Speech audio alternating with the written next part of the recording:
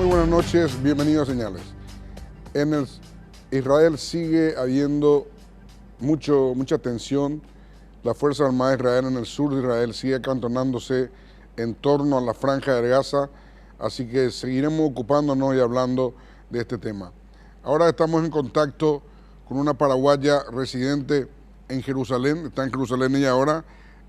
Voy a saludar a la señora Sandra Kochman. ¿Qué tal, señora Sandra? ¿Cómo está? Buenas noches. Hola, bueno, aquí estamos en medio de una situación muy tensa, preocupados, tristes y bueno, tratando de llevar el día a día. ¿En qué parte de Israel está, señora Sandra? Estoy en Jerusalén, la capital de Israel. ¿Qué se vive en estos momentos? ¿Qué se vio hoy, por ejemplo? ¿Y qué se vio ayer? ¿Puede contarnos las últimas horas cómo se vive en Israel, cómo se vive en Jerusalén? Bueno, específicamente en Jerusalén, dentro de todo está más tranquilo que el resto del país, o que el sur especialmente. Hoy empezaron también a atacar en el norte el Hezbollah.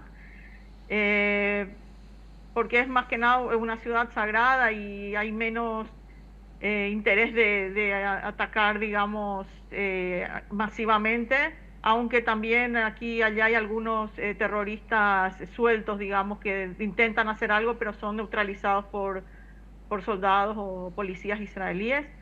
En el sur y está la cosa más complicada. Siguen cayendo misiles desde la franja de Gaza. El ejército de Israel también está replicando con bombardeos, pero todavía el potencial de los terroristas del Hamas es mucho y siguen atacando. Y ahora también se les quiso unir al Hezbollah desde el norte, aunque en primer lugar, bueno, está tomando más preparado al ejército de Israel y todavía no es con tanta fuerza. Lo que, bueno, hoy en día cada día se suman más los números de muertos, ya van más de 1.200 de israelíes, o sea, del lado de Israel, porque hay también gente de otras nacionalidades, y más de 2.500 heridos. Y lo que hoy, lo que llamó la atención, o sea, cada vez día que pasa que vamos entendiendo más lo que está pasando, vemos lo terrible que es la situación, cosas realmente insospechadas, o sea, la violencia, la crueldad. Hoy pudieron entrar, perdón, los soldados a los kibutzim, a las granjas que ya no son tan granjas, los grupos, las ciudades, las colonias de trabajo comunitarios, ¿sí? Que existían en el sur de Israel, justamente alrededor de la franja de Gaza, donde entraron los terroristas cruelmente. Y como recién ahora pueden entrar a los que quedaron de las casas y ver cuánta gente, o sea, retirar los cuerpos de la gente asesinada. Y lo que se ve son atrocidades. Asesinaron sin ningún reparo a niños, bebés, bueno, mujeres, hombres, ancianos, además de los que se llevaron detenidos, que también todavía no hay un número exacto, se supone que son entre 100 y 150, y ahora recién se están empezando a hacer las conexiones entre las familias y las imágenes que se tienen de lo que está poniendo el Hamas en otras en redes sociales y todo para tratar de hacer una lista, identificar a los desaparecidos y secuestrados.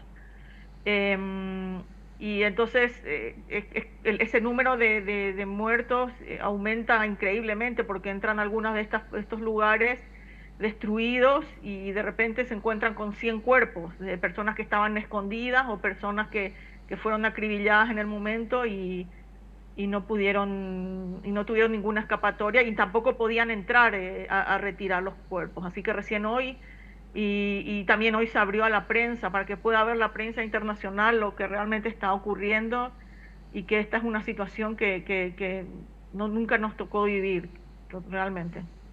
¿Qué manejan ustedes como población civil, Sandra, de lo que sería una próxima fase de la Fuerza de Defensa de Israel?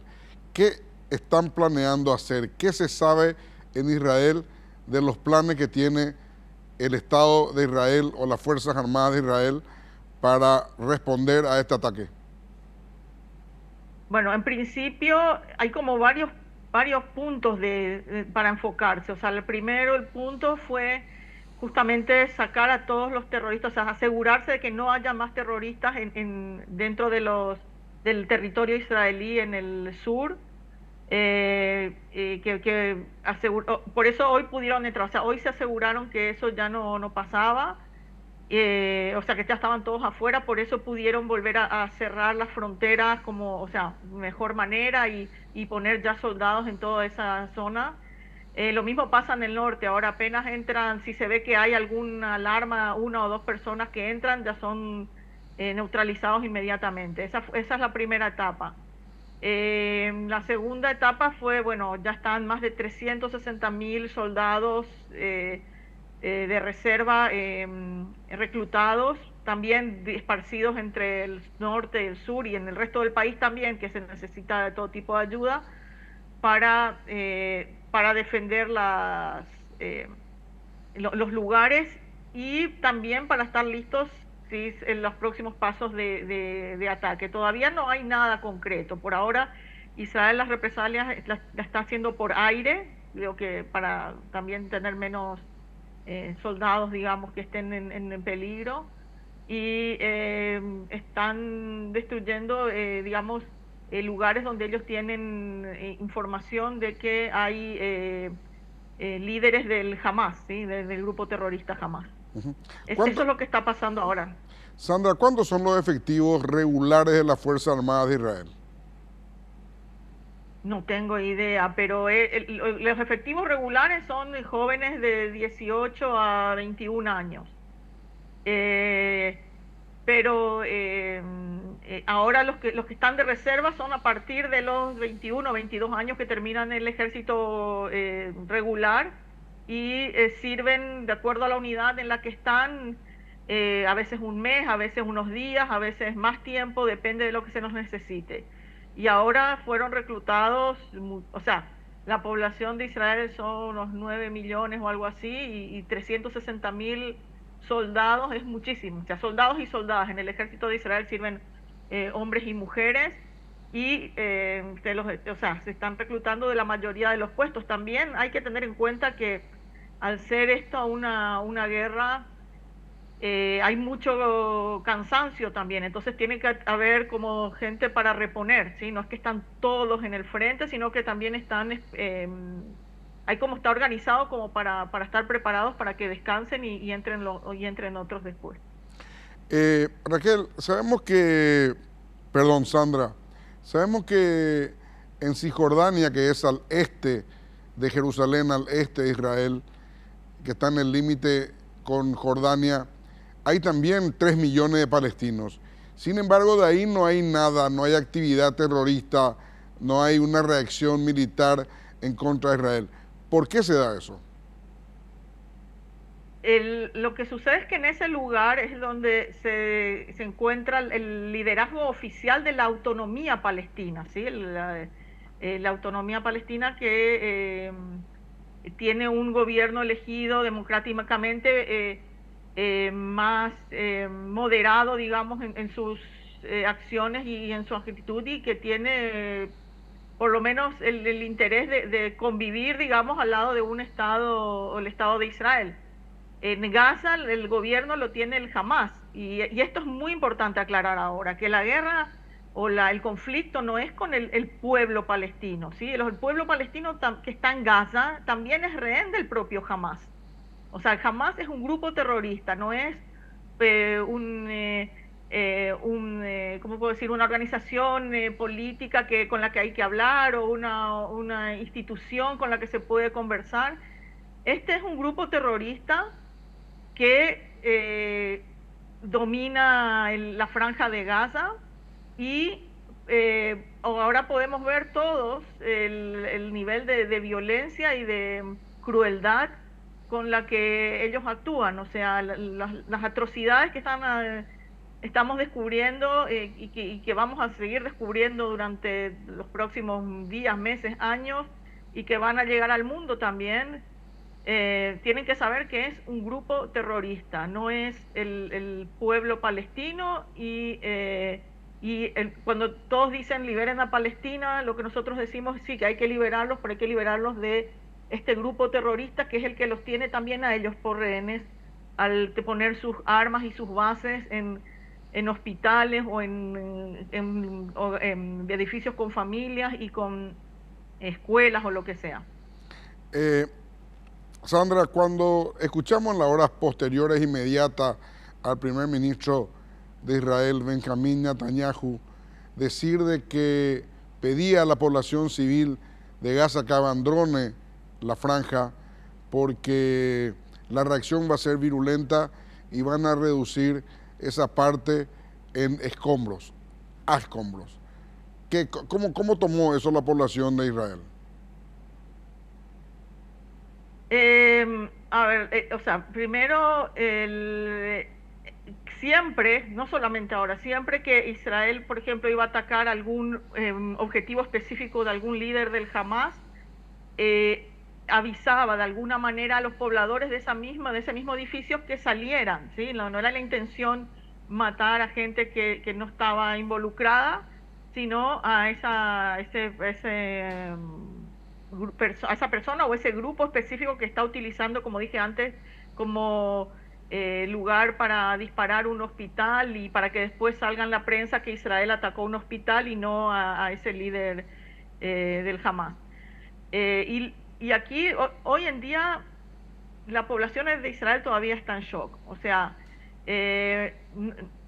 hoy, dentro de esta sensación de impotencia, de rabia, de tristeza, la gente puede decir, sí, que destruyan todo y que no quede nada. Pero no, si uno piensa una segunda vez, lo que sí se quiere hacer no es, o sea, lo que la gente espera, digamos, que se haga es que llegue un momento en que el Hamas ya no pueda volver a recuperarse, ¿sí? O sea, tratar de que lo que se destruyan sean todas las bases del Hamas, toda esta posibilidad de que, como en otras vueltas anteriores, que no eran llamadas guerras, eran llamadas como operaciones, ¿sí? Que duraban una semana, un mes, 2 meses, que era que después de pasar un tiempo se volvía a surtir de armas y volvían a reponerse y a atacar a Israel. Lo que la población de Israel quiere en este momento es que se llegue a un punto de que el Hamas ya no tenga ninguna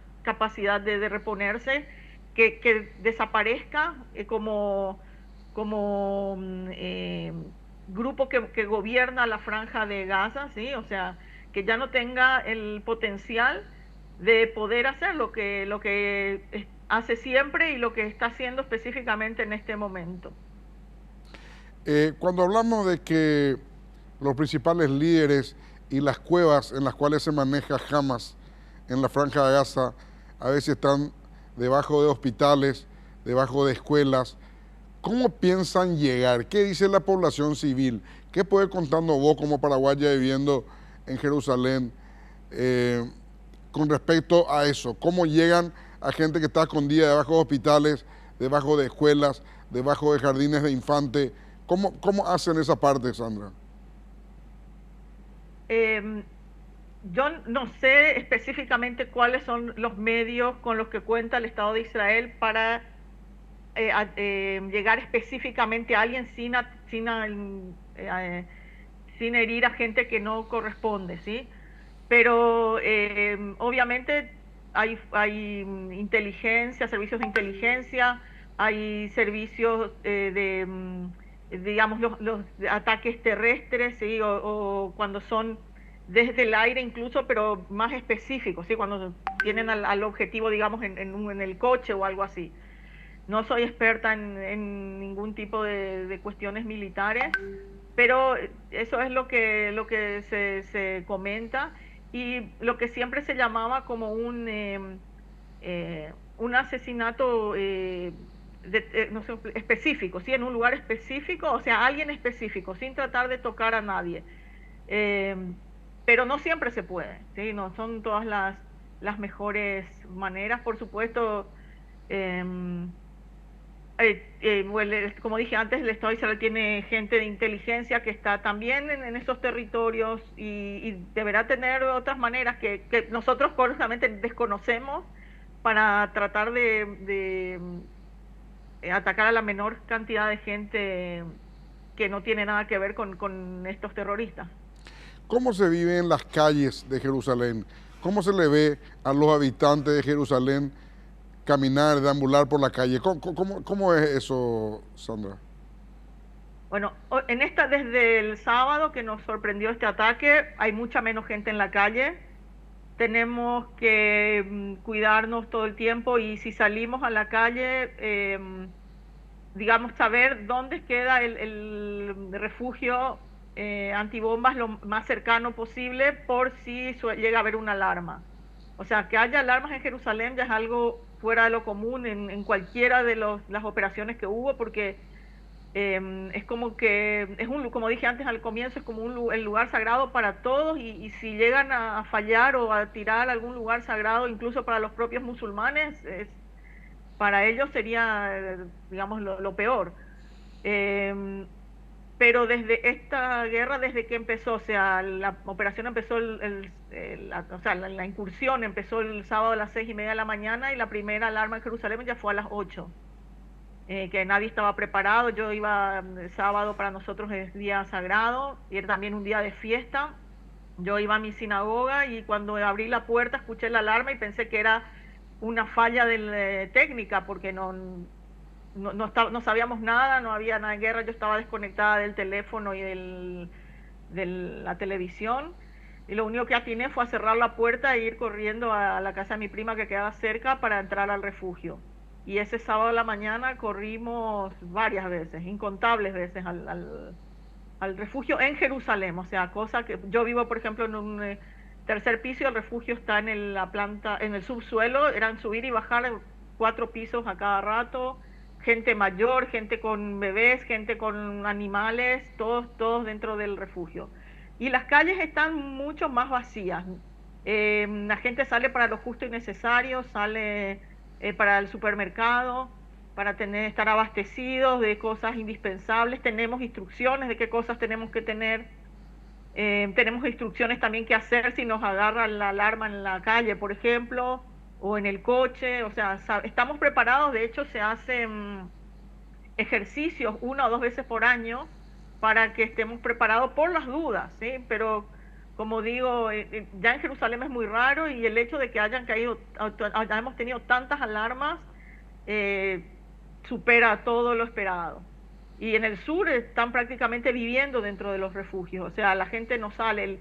Hay casas, o sea, hay 3 tipos de refugios. El refugio que es, por ejemplo, como en mi edificio, que son edificios viejos, un refugio para cada edificio, o nosotros tenemos varias entradas en el edificio, para cada entrada tenemos un refugio, o sea, todos los vecinos tenemos que bajar al mismo refugio.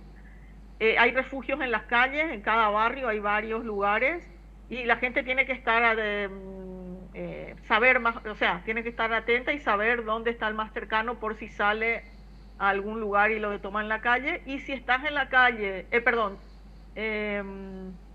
y los refugios más modernos, que son los que tienen en el sur, no en todas las ciudades, pero en los edificios más modernos, que es una pieza dentro de cada departamento, o sea, cada casa tiene una pieza ya seleccionada anteriormente, que puede ser en el día a día alguno de los dormitorios, pero que tiene una puerta blindada. O sea, la puerta, en lugar de ser una puerta normal, es una puerta blindada, que parece normal, pero está blindada, ¿sí? No llama la atención. Y la ventana también, atrás de las persianas, tiene también un cierre blindado. Y las paredes de esa habitación también, de alguna manera, ya cuando se construyen, están blindadas. Entonces, esa familia, digamos, entra ahí y cierra la puerta. Y ya hay que tener provisiones, hay que tener agua, hay que tener pilas por si se quedan sin luz, con una radio. Hay que tener ahora en estas épocas, bueno, cargas para el celular. Todo lo que puedas, sí, alimentos, digamos, alimentos no perecederos, cosas que puedan servir para mantenerse unos días adentro. Ahora en el sur también ya pasaron varios días que no salían, pero porque generalmente cuando suena la alarma corremos, entramos y tenemos que escuchar el boom la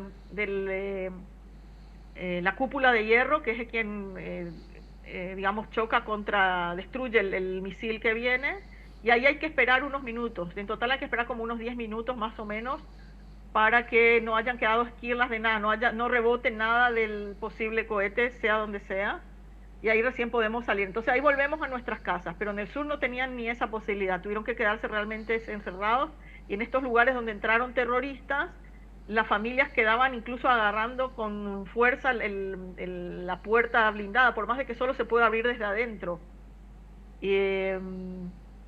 Y los niños tienen que estar días ahí, o sea, es todo muy complicado, muy complicado. Imagínense también si hay que tener animales adentro, todo es muy difícil.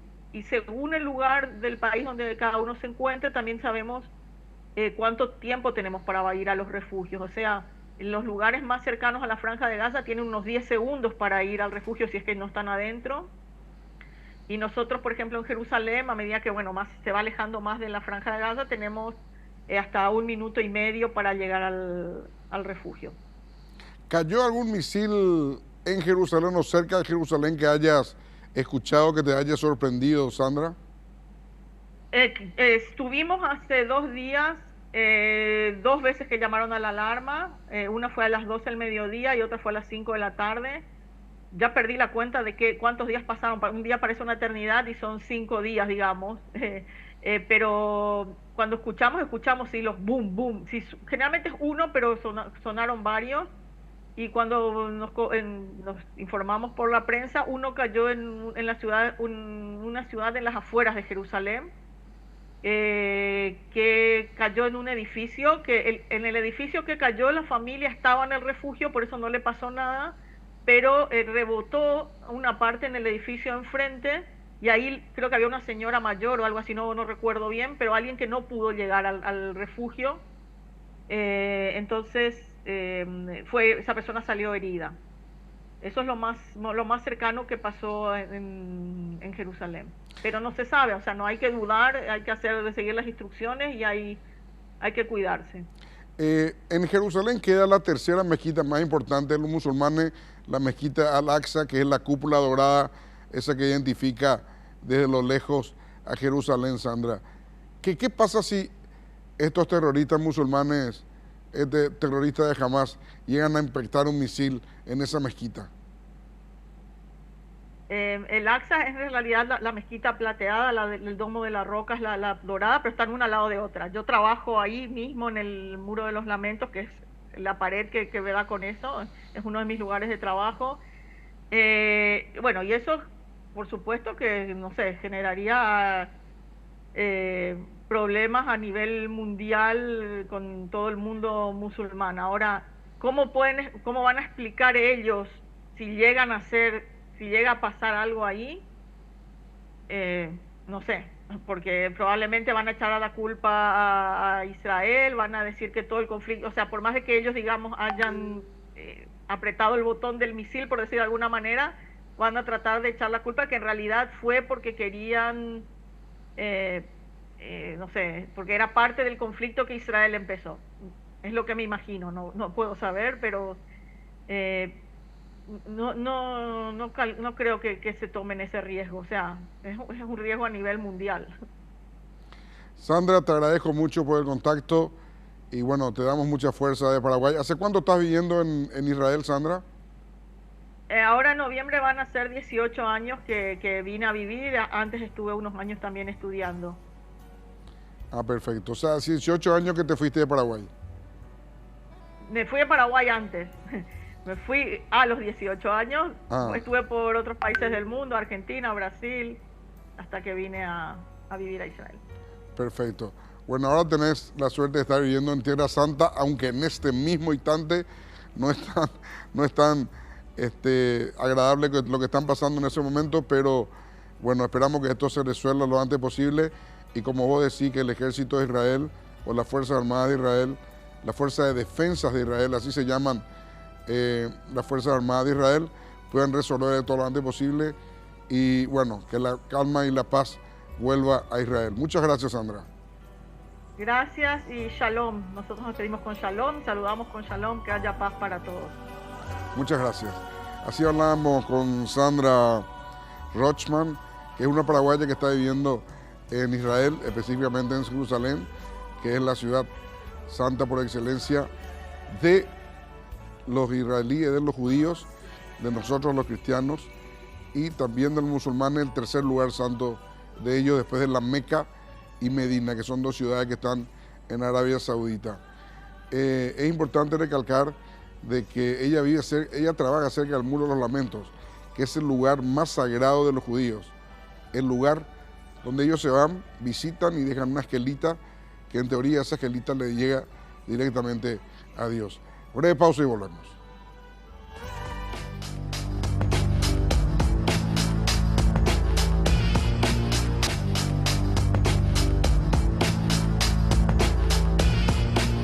Bueno, ahora sí vamos a seguir con todo lo que tenga que ver lo que está ocurriendo en Israel, que es conocida como Tierra Santa. Israel es Tierra Santa para los cristianos, para los judíos y bueno, los musulmanes también tienen, como decía recién, su tercer lugar santo en esas tierras. Ahora estamos en contacto con Jack Flisman, él es presidente de la comunidad judía en Paraguay. ¿Qué tal, Jack? Buenas tardes, ¿cómo estás? Buenas tardes, Germán. Buenas tardes a tu audiencia y a los televidentes y muchas gracias por el tiempo que nos dedicas. ¿Qué siente un judío con todo lo que está pasando en estos últimos 5 días, Jack? Mira, yo te voy a hacer un comentario personal, pero que creo que la mayoría de los judíos del mundo lo sienten. A los judíos les cuestionan si somos judíos o si somos paraguayos, o en mi caso peruano, que vivo hace 35 años en Paraguay, o si son americanos, o qué son primero o qué son después. Los judíos somos judíos de religión, nos une la religión, nos une ser parte de un pueblo, y no es excluyente a sentirme paraguayo, peruano, o en caso de riesgo de mi país, Perú, yo estar al frente o dedicarme y apoyar a mi país. Israel es el único país judío del mundo. Hay muchos países de religión católica, de religión evangélica, de religión islámica. Israel es el único país judío del mundo donde la mayoría de los judíos tenemos un pariente, un amigo, un familiar, y donde sabemos lo que costó para el pueblo judío recuperar la autonomía en 1948 gracias a las Naciones Unidas y entre ellos el importantísimo voto de Paraguay. Obviamente se siente un dolor muy grande, un dolor que sentiría si ves lo que hizo ISIS, si ves lo que hizo el 9/11 en Estados Unidos.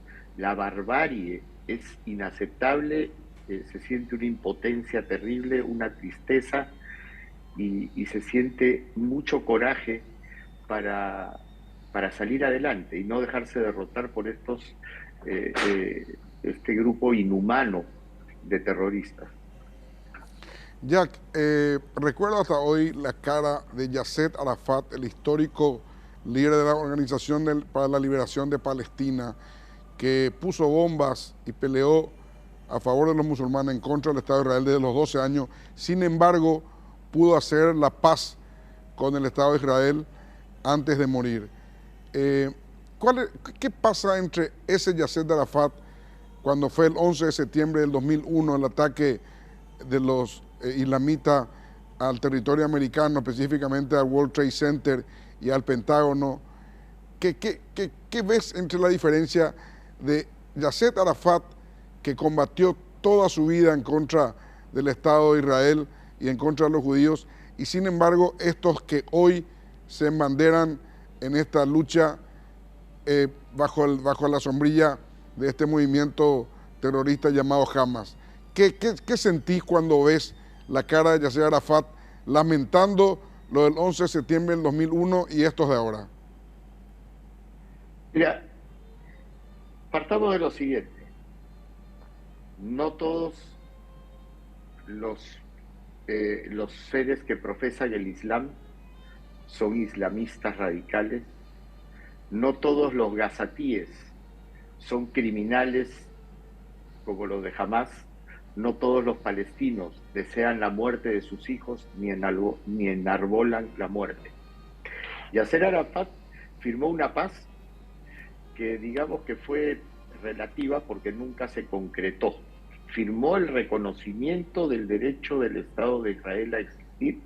Sin embargo, poco después, cuando había que firmar y hacer los acuerdos y poner las cosas en su lugar, empezaron las intifadas. Pero eso no tiene nada que ver con Hamás. Hamás es un movimiento que tomó por la fuerza la Franja de Gaza, que derrocó a la Organización de Liberación Palestina, que es donde militaba Arafat y donde actualmente el presidente es Abu Mazen, y convirtió la Franja de Gaza, que Israel devolvió luego de haber sido ocupada en el 67, hecho un jardín con granjas, con fábricas, con construcciones, y lo devolvió todo Israel. Se retiró voluntariamente y unilateralmente y le entregó a los palestinos esa tierra. Y mira lo que convirtió Hamás. Hamás convirtió eso en una enorme cárcel donde los prisioneros son los ciudadanos gazatíes, que son utilizados como escudos humanos para que ellos desarrollen la barbarie. Y no nos olvidemos de una cosa que es sumamente importante. El acta fundacional de Hamás no habla de Palestina, no habla de crear un Estado al lado de otro, no habla de los derechos de los palestinos, habla simple y llanamente de un país que va desde el río Jordán hasta el Mediterráneo, es decir, que reemplaza lo que es Israel, desaparece Israel para ellos y mueren todos los judíos. Y lo peor de todo es de que no nos damos cuenta de que esta gente comienza por los judíos, pero después habla de todo el mundo debe ser islamista, todo el mundo debe vivir bajo la ley de la Sharia, la ley islámica. Estamos hablando de España, Europa, Américas, y poco a poco van infiltrando con movimientos radicales nuestros países, el nuestro también, Paraguay. Y es muy peligroso y el mundo no se da cuenta o miramos de costado. Todo esto de la mano de Irán. Entonces, ¿qué veo yo? Me preguntas. Veo algo que es totalmente incomparable. Arafat y la Organización para la Liberación Palestina luchan por conseguir derechos, conseguir un Estado palestino, digamos, apunta a eso. Jamás se crea, se funda con el único objetivo de destruir al pueblo judío, de echarlo al mar y de desaparecer al Estado de Israel. Ni siquiera habla de crear un Estado palestino. Jack, esto sabemos cómo empezó a las 6:30 de la mañana del sábado con la incursión de casi 2.000 o entre 1.500 y 2.000 miembros del Hamas en el sur de Israel, en los territorios que rodean a la Franja de Gaza, pero no sabemos cómo va a terminar. ¿Cómo crees que va a terminar esto, Jack? Voy a ser medio sarcástico. Te pregunto a ti, ¿cómo crees que debería terminar tu vecindario si estuviese poblado de gente que su único interés es de matar a las personas que viven al costado? Hay dos opciones, o ellos o Israel. Lamentablemente, Israel, dentro de su política de ética y de respeto a los derechos humanos, ha advertido, ha pedido, ha solicitado y ha informado que los ciudadanos evacúen, que se vayan de ahí, que salgan de ahí. Gaza tiene una frontera con Egipto, Gaza tiene por donde los ciudadanos podrían salir. Ahora, ¿será que las autoridades de Hamás le permiten a sus ciudadanos que han sido históricamente utilizados como escudos humanos salir de Gaza? Porque Israel los va a perseguir hasta encontrarlos y hasta terminar con ellos. Yo creo que hasta ahora el mundo no había visto realmente qué es Hamás. Hamás no es otra cosa que ISIS. Es un grupo que ha sido capaz de degollar, quemar y asesinar a 40 bebés en sus cunas. niños, criaturas durmiendo en sus camas. O sea, ¿qué cura tienen? ¿Qué forma, qué alternativa hay a una situación en que es o ellos o nosotros? Cuando el primer ministro habla de que la población de Gaza abandone Gaza porque ellos van a convertir toda esa franja de 10 kilómetros de ancho por 40 de largos en unos escombros, ¿crees que lo dice literalmente o lo dice metafóricamente, Jack? Te pregunto una cosa. ¿Tú crees que cuando los de Hamas dicen, si Israel ataca, bombardea, nosotros vamos a ir matando a los rehenes uno por uno? ¿O nuestra función o nuestro objetivo es matar a todos los judíos de Israel? ¿Tú crees que lo dicen en serio? ¿O que lo dicen como un eslogan publicitario o de marketing? Ya demostraron que hablan más que en serio, que su intención es degollar a todo lo que está vivo y lo que no sea Islam para ellos. Entonces, si el primer ministro dijo, nosotros vamos a convertir eso en escombros porque no hay otra alternativa para mantener a la población de Israel segura, yo creo que lo dice en serio. Y más vale que lo tomen en serio. Eso por un lado. Y por otro lado, hay una costumbre que se ha establecido en los medios internacionales, en las organizaciones internacionales, en las ONGs que realmente de humanitarias no tienen mucho, de decir Israel es muy fuerte y la reacción es desproporcionada. ¿Qué significa desproporcionado después de haber visto todo lo que hemos visto? Después de haber visto cómo agarran cuerpos de personas y los arrastran dentro de Gaza y celebran y cantan y degollan y le cortan la cabeza a ciudadanos y a chicas, las violan y hasta han entrado a saquear las casas, a robar. O sea, ¿qué responsabilidad puede tener sobre Israel sobre los ciudadanos de Gaza? Más que avisarles y el resto, el responsable, el culpable y el victimario de la gente de Gaza es sin lugar a dudas Hamas y la Yihad Islámica. No hay otro. ¿Ya crees que el ejército de Israel va a entrar a Gaza, va a hacer una operación militar terrestre en Gaza? ¿O qué pensás que va a hacer en la próxima fase? La verdad es que no tengo el conocimiento ni la capacidad ni la experiencia de haber estado sentado en una sala de decisiones de esta naturaleza. Entrar a Gaza a pie es tremendamente difícil, son callejones, son escondrijos, entonces la única alternativa sería primero bombardear y después entrar a limpiar y a buscarlos porque están metidos en túneles, esconden las armas. Hemos visto cuando han alertado a la gente de que evacúen un edificio de viviendas, de casas, donde vive gente, evacúen el edificio y han volado el edificio, explosiones inmensas que no son naturales de si hubieran volado un edificio donde viviese gente. Eso significa que debajo del edificio, dentro del edificio, se almacenan los cohetes, se almacenan los explosivos y se almacenan las armas. Estos señores están acostumbrados a utilizar los subterráneos de las zonas civiles para guardar todos sus pertrechos militares. No se enfrentan al ejército, se van a asesinar civiles y se esconden detrás de los civiles y de los niños y de los enfermos. Entonces, entrar a pie es difícil, pero si Israel tiene que hacerlo, lo va a hacer y no va a ser la primera vez que lo hace. ¿Cómo cree que está el estado de ánimo del pueblo de Israel? ¿Qué te dicen cuando hablas con las personas, con los conocidos tuyos que están en Israel? Mira, el golpe que ha sufrido Israel ha sido el más fuerte en su historia, desde su creación en 1948. Y recordemos que el mismo día de la independencia de Israel fue atacado por 7 países, después vino la guerra del 56, después vino la guerra del 67. la guerra de los 6 días, después vino la guerra de Yom Kippur en el 74, y creo que nunca hubieron tantas bajas, y mucho menos con las atrocidades que se han visto en esta oportunidad.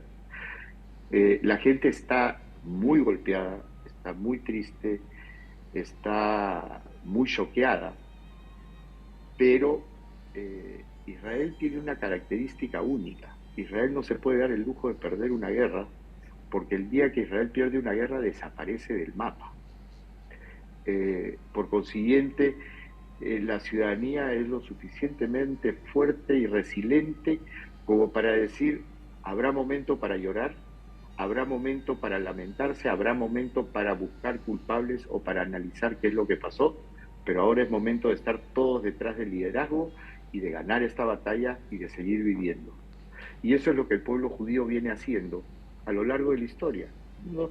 Esto de aquí es lamentablemente una prueba más, pero no te olvides que han habido las cruzadas, la Inquisición, los nazis, los pogroms en Rusia, persecuciones de los países árabes, y dicho sea de paso, la gente muchas veces dice el Estado de Israel un Estado apartheid. Tú sabes que no hay un ciudadano judío en uno de los países árabes porque está proscrito. Imagínate qué le pasaría si vive dentro de Siria o dentro del Líbano un ciudadano judío, de religión, no te hablo israelí.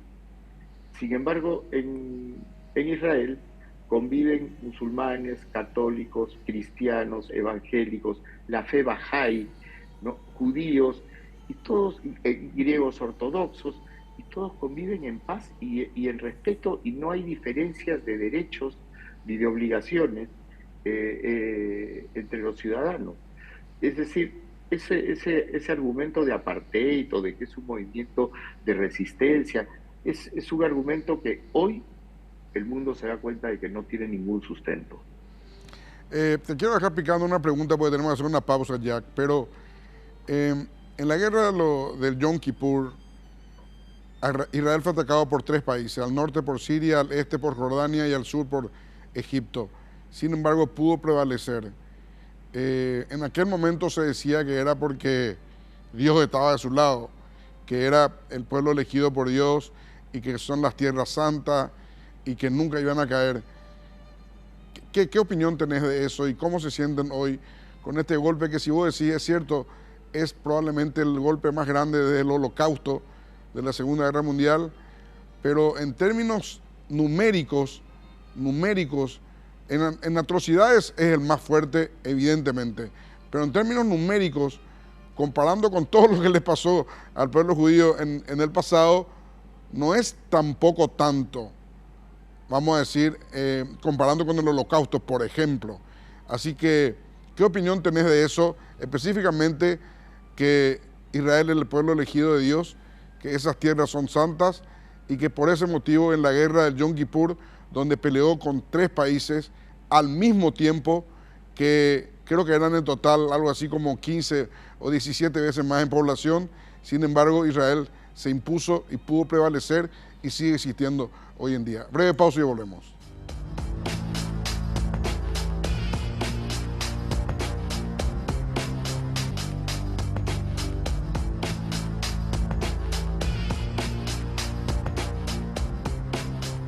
Visión Banco, más digital, más humano.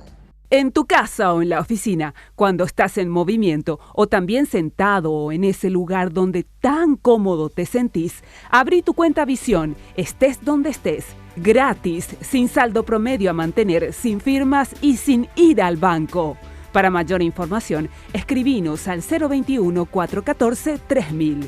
Visión, más digitales, más humanos. Maratón de Jam en Tupí. El miércoles 11 al domingo 15 de octubre tendrás descuentos increíbles en todos los productos de la marca Jam de calidad superior. Televisores, cocinas, aires acondicionados y los mejores productos de temporada.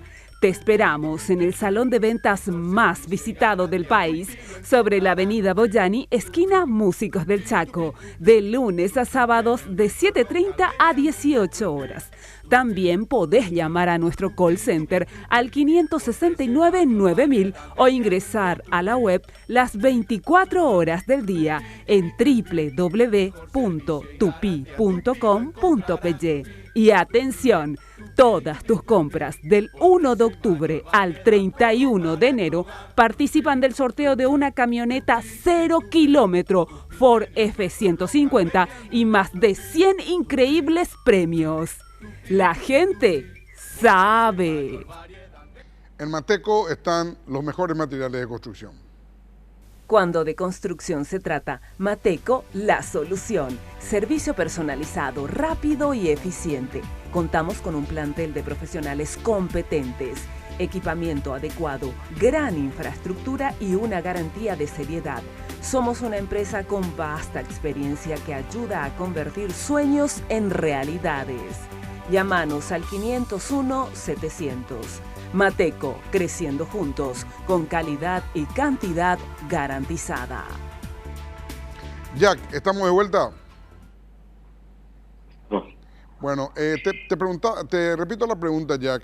En la guerra del Yom Kippur, 3 países atacaron Israel al mismo tiempo, por el sur Egipto, por el este Jordania y por el norte Siria. Algo imposible era que Israel pueda sobrevivir a esa guerra, y sin embargo sobrevivió. Mucha gente dice porque es el pueblo elegido por Dios, mucha gente dice porque ahí están las tierras santas. ¿Qué opinión te merece eso? Mira, después del Holocausto, los sobrevivientes se preguntaron dónde estaba Dios cuando estábamos nosotros en los campos de concentración. ¿Dónde estaba Dios cuando la Inquisición nos llevó a la hoguera? Yo creo que Dios está con nosotros, pero la función está en nuestras manos. Nosotros somos los responsables de salir adelante, nosotros somos los responsables de luchar esta batalla que es una batalla por la supervivencia. Y uno se pregunta por qué el pueblo judío tiene que luchar por su supervivencia, o sea, desde los tiempos inmemorables. ¿Tú sabes cuántos judíos hay en el mundo, Germán? Sí, creo que 20 millones, algo así. 15 millones. 15 millones. El 50% de Israel. 15 millones. 20% de los premios Nobel han sido ganados por judíos. Los más importantes descubrimientos de la ciencia, de la medicina, de la tecnología, son desarrollados por judíos. ¿Y esto por qué se da? Yo tuve un profesor hace mucho tiempo en la universidad en Estados Unidos que era ruso judío y me decía, mi hijo, los rusos lo convirtieron en genio, porque por ser judío lo perseguían, lo calificaban mal y le hacían la vida imposible y lo obligaron a estudiar más. Y terminó siendo genio. Entonces, yo creo que Israel es el vivo reflejo de lo que es la historia del pueblo judío. La necesidad de buscar caminos, de buscar alternativas, de ser creativo y de sobrevivir a como dé lugar.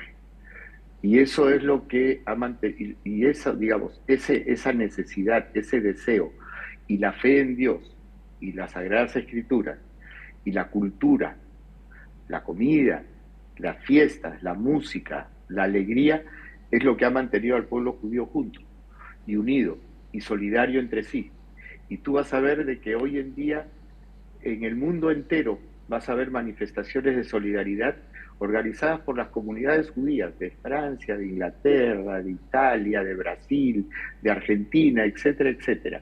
Y son comunidades que son nacionales de Brasil, de Argentina, de Francia o de Inglaterra, pero que ven en Israel el espacio que le dio al pueblo judío cierta seguridad después de la Segunda Guerra Mundial, de las atrocidades de la Segunda Guerra Mundial. Yo quiero creer de que Dios está con nosotros, pero no voy a bajar los brazos y decir Dios me va a salvar porque somos parte del pueblo judío. De ninguna manera. Israel no acepta eso. Si Israel ganó la guerra de Yom Kippur y ganó la guerra del 67 y la del 48 un día después contra 7 países, un día después de su independencia. Habían 600.000 judíos en Israel. No fue, estuvo la mano de Dios, 100% de acuerdo, pero hubo sacrificios increíbles y hubo una creatividad y una valentía y una cantidad de historias de heroísmo increíbles que han hecho que Israel sea lo que hoy es. Dicen que de la guerra lamentablemente surgen los principales inventos y la mayor creatividad y la ciencia. Bueno, fíjate tú las necesidades que ha tenido Israel para sobrevivir, de desarrollar el escudo de misiles, tecnologías increíbles, y eso no es Dios que nos entregó a la mano. Dios existe, Dios está con nosotros y nosotros con Él, pero nosotros confiamos en la capacidad de nuestra gente y en la capacidad de la unión que tenemos todos a nivel mundial de defender lo que es nuestra historia, nuestra tradición, nuestro linaje, y todos los que se sacrificaron en el pasado para que hoy podamos vivir como judíos libremente en muchos países y luchar para que aquellos judíos que no tienen libertad en algún país la tengan, pero además para declamar el derecho de todos los seres humanos de vivir en libertad. Todos, o sea, son valores inherentes a la cultura judía. Jack, la mente más brillante del siglo XX era Albert Einstein, o fue Albert Einstein, y era judío. También lo fue Marx. Carlos Marx. Y entonces ahí te das cuenta. Ahí en el siglo XIX. Ahí te das cuenta de que en el pueblo judío no hay una línea. Hay un concepto de estudio, de desarrollo, de creación, de nuevos pensamientos y de ser revolucionarios en el espacio donde estemos. Algunos para bien, otros no para tan bien. Algunos pasaron a la historia como héroes de buenas cosas, pero también tuviste a un Madoff en Nueva York, ¿no? Y somos un pueblo igual que cualquier otro, donde hay buenos regulares y de los otros. Muchas gracias, Jack. Pero cuando se trata de la supervivencia, vamos a estar siempre unidos. Y hay una cosa que no hay que olvidarse: las imágenes que hemos visto esta semana, esas imágenes no nos las borremos de la cabeza, porque Israel tiene el derecho ineludible de cuidar a sus ciudadanos y de hacer lo que sea necesario para que nunca se vuelvan a suceder. Muchas gracias ya por el contacto y te mandamos mucha fuerza y bueno, desde Paraguay, vos sos el presidente de la comunidad judía en Paraguay, así que te enviamos fuerza ahí en España y que esto finalmente se resuelva bien y, como vos decís, que este grupo deje de golpear como lo ha hecho desde el sábado a Israel. Muchas gracias, Jack. Gracias a ti y pronto estaremos por Asunción. Muchas gracias. Así hablábamos con Jack Friedman desde Madrid, España. Desde España, no está en Madrid, desde España, para tener una visión de un paraguayo, el presidente de la comunidad judía en Paraguay. Si Dios quiere, la Virgen permite, nos volvemos a encontrar el próximo martes.